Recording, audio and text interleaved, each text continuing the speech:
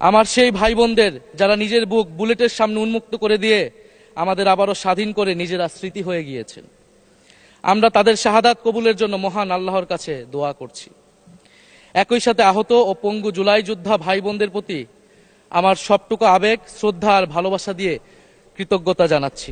তাদের সুস্থতা কামনা করছি। তাদের অমূল্য জীবন, রক্ত আর অপরিসীম ত্যাগের ফলে আমরা আজ সংসদ সদস্য। 24-এর গণ অভ্যুত্থানের বৈষম্য বিরোধী ছাত্র আন্দোলনের নেতৃত্বে অংশ নিয়েছিল ছাত্র, শ্রমিক, কৃষক, শিক্ষক, অভিভাবক, সাংস্কৃতিক কর্মী, আলেম সমাজ, তরুণ সেনা অফিসার ও সৈনিকগণ ও প্রবাসী বাংলাদেশি ভাই ও বোনেরা। অভ্যুত্থানে গুরুত্বপূর্ণ ভূমিকা রেখেছে আমাদের নারী সমাজ, সামনে থেকে নেতৃত্ব দিয়েছে ও নির্যাতিত হয়েছে। আন্দোলনে প্রাইভেট বিশ্ববিদ্যালয়, মাদ্রাসা ও স্কুল কলেজের ছাত্রছাত্রীদের ভূমিকা ছিল তাৎপর্যপূর্ণ। গণ অভ্যুত্থানে ভ্যানগার্ডের ভূমিকা ছিল ফ্যাসিবাদ বিরোধী রাজনৈতিক দলের নেতাকর্মীরা। স্মরণ করছি ছাত্রদল, ছাত্র শিবির, ছাত্র শক্তি, ছাত্র অধিকার পরিষদ এবং বিভিন্ন ইসলামপন্থী ও বামপন্থী ছাত্রকর্মীদের, যারা সাহসিকতার সাথে লড়াই করেছিল বৈষম্য বিরোধী ছাত্র আন্দোলনে।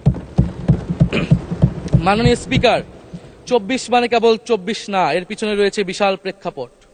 আমি স্মরণ করছি 47-এর আজাদির লড়াই, 71-এর মহান মুক্তিযুদ্ধ এবং 24-এর ছাত্র জনতার গণ অভ্যুত্থান এবং সকল জাতীয় শহীদকে। এ সকল ঐতিহাসিক জাতীয় সংগ্রামের ধারাবাহিকতায় আজকের বাংলাদেশ গৌরব নিয়ে দাঁড়িয়ে আছে।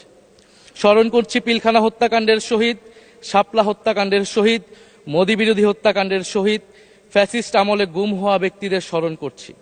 18 সালের কোটা সংস্কার আন্দোলন ও নিরাপদ সড়ক আন্দোলনে ছাত্র কিশোরদের অকুতোভয় সাহসকে স্মরণ করছি।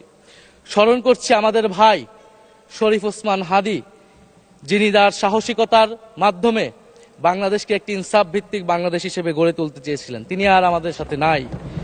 আমরা ওসমান হাদী ভাইকে স্মরণ করছি। শহীদ আবরার ফাহাদ ও শহীদ ফেলানী খাতুনকে স্মরণ করছি, যারা ভারতীয় আধিপত্যবাদের বিরুদ্ধে লড়াই করে বাংলাদেশকে আজকের এই জায়গায় নিয়ে এসেছে।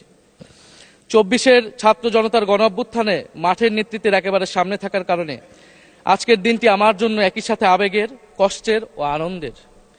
আমাদের সংগ্রামের সাথী শহীদ আবু সাইদ, শহীদ মুগ্ধ, শহীদ ওয়াসিব, 4 বছরের শিশু আহাদ, 6 বছরের শিশু রিয়া গোপ সহ প্রায় 150 শিশু শহীদ। মাননীয় স্পিকার, পুলিশের এপিসি থেকে ফেলে দেওয়া শহীদ ইয়ামিন, সাভারের আশুলিয়ায় ভ্যানের উপরে জীবন্ত অবস্থায় আগুনে পুড়িয়ে মারা কিশোর শহীদ সজল সহ অগণিত মানুষের স্মৃতি আমাকে প্রচন্ডভাবে নাড়া দিচ্ছে। মাননীয় স্পিকার,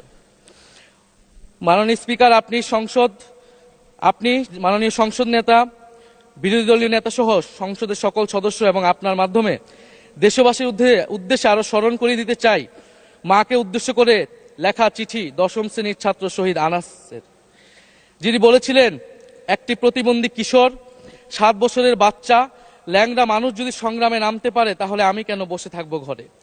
একদিন তো মরতেই হবে, তাই মৃত্যুর ভয় করে স্বার্থপরের মতো ঘরে বসে না থেকে সংগ্রামে নেমে গুলি খেয়ে বীরের মতো মৃত্যু অধিক শ্রেষ্ঠ। যে অন্যের জন্য নিজের জীবন বিলিয়ে দেয়, সেই প্রকৃত মানুষ। আমি যদি বেঁচে না ফিরি, তবে কষ্ট পেও না, গর্বিত হয়েও জীবনের প্রতিটি ভুলের জন্য ক্ষমা চাই। আনাস তার মাকে এই চিঠি লিখে রাস্তায় নেমে গিয়েছিলেন, শহীদ হয়েছিলেন। মাননীয় স্পিকার, যাদের আত্মত্যাগের কারণে আজকে আমরা এখানে বসে কথা বলতে পারছি।